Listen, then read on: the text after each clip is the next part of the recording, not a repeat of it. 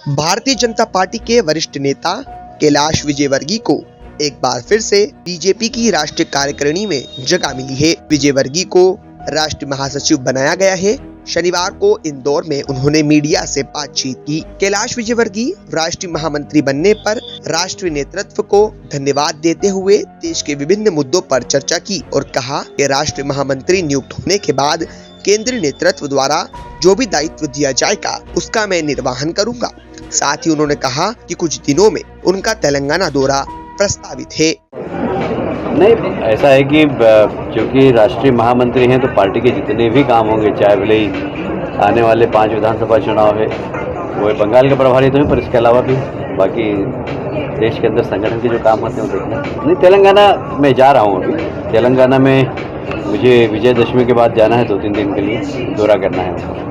वहीं जम्मू कश्मीर में हुई हत्याओं के मामले में भी उन्होंने कहा कि जम्मू कश्मीर में किसी भी तरह से पलायन की स्थिति नहीं है। सेना के जवानों द्वारा फायरिंग करने वाले व्यक्ति को मार गिराया गया है। केंद्र सरकार जम्मू कश्मीर के मुद्दे पर संगीन है और रक्षा विभाग द्वारा पूरी निगरानी की जा रही है। नहीं, पलायन तो नहीं होगा। शायद कुछ इस प्रकार अलगाववादी वो लोग सोच रहे होंगे कि इस प्रकार की गतिविधि से जम्मू कश्मीर में फिर से पलायन होगा। बिल्कुल भी नहीं होगा। सरकार बहुत सचेत है और मुझे लगता है कि जो मेरे पास अभी जानकारी प्राप्त हुई कि जिसने अभी स्कूल में गोली चलाई थी उसको हमारे बहादुर सैनिकों ने मार गिराया है और इसकी पुनरावृत्ति नहीं हो, ऐसा उपराज्यपाल महोदय ने कहा भी। साथ ही विजयवर्गीय ने लखीमपुर खीरी की घटना को दुर्भाग्यपूर्ण बताते हुए कहा कि इस मुद्दे पर राजनीति की जा रही है। उत्तर प्रदेश में इस मुद्दे को चुनावी मुद्दा बताकर कुछ पार्टियां लाभ लेना चाहती हैं। पहले सिर्फ प्रिंट मीडिया के लोगों को जानकारी मिलती थी, आजकल इलेक्ट्रॉनिक मीडिया और सोशल मीडिया का ट्रेंड है, जिससे लोगों को सही जानकारी तुरंत मिल जाती है। आने वाले दिनों में घटना के पीछे छिपे सभी चेहरे सामने आ जाएंगे।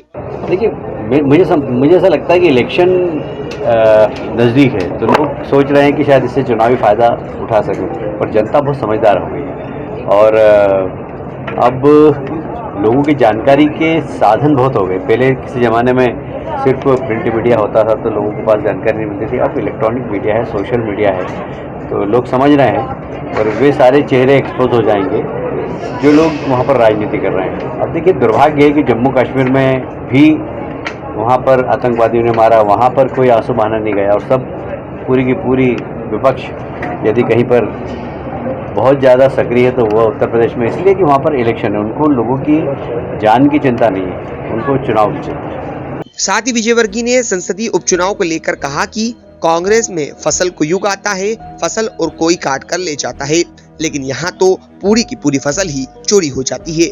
शायद अरुण यादव इस बात को बताना भूल गए।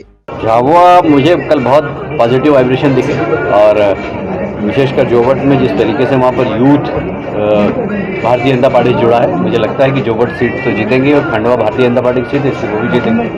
दीपक भूरिया जो वहाँ पर निर्दलीय उतर रहे हैं, क्या उसका बीजेपी को फायदा मिलेगा या कांग्रेस को? देखिए, फायदा और नुकसान की बात नहीं करता हूँ, पर हम चुनाव जीतेंगे ये मुझे मालूम है। बाकी अन्य सीटों की बात की जाए, अभी अन्य सीटों का मैंने आकलन नहीं किया, बाकी हाँ खंडवा और जोबट के बारे में मुझे जानकारी है, दोनों सीट जीतेंगे। वहीं उन्होंने प्रदेश में जारी नाइट कर्फ्यू को लेकर कहा कि विश्व स्वास्थ्य संगठन द्वारा जारी की गई एडवाइजरी से लगता है कि कोरोना की तीसरी लहर आ सकती है, लिहाजा सतर्कता के तौर पर पूरे प्रदेश में नाइट कर्फ्यू लगाया गया है। इंदौर नहीं, सारे प्रदेश में सरकार के निर्देश हैं कि रात में नाइट कर्फ्यू लगाएं, क्योंकि हमें इस बात की चिंता करना चाहिए। बार बार अलग अलग वैज्ञानिकों ने वार्निंग दी है कि थर्ड वेव आ सकती, खतरनाक नहीं होगी पर सावधानी हमें जरूर रखना चाहिए।